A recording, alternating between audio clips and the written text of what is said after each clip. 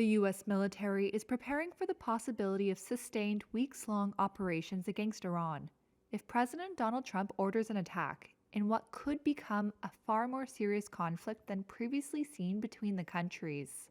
That's according to two U.S. officials who spoke on condition of anonymity due to the sensitive nature of the planning.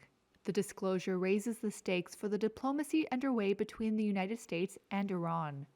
U.S. envoys Steve Witkoff and Jared Kushner will hold negotiations with Iran on Tuesday in Geneva, with representatives from Oman acting as mediators. On Saturday, U.S. Secretary of State Marco Rubio said Trump's preference was to reach a deal with Tehran, but said, quote, "That's very hard to do."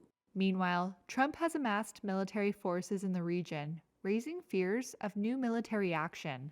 U.S. officials said on Friday the Pentagon was sending an additional aircraft carrier to the Middle East, adding thousands more troops along with firepower capable of waging attacks and defending against them. No action.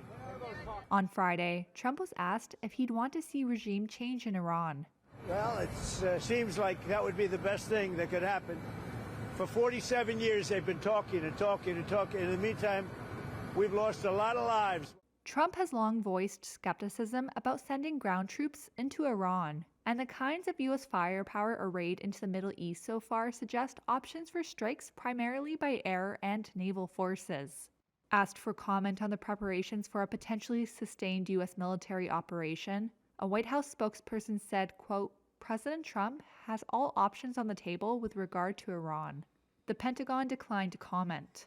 In a sustained campaign, the U.S. military could hit Iranian state and security facilities, not just nuclear infrastructure, one of the officials said, who declined to provide specific details.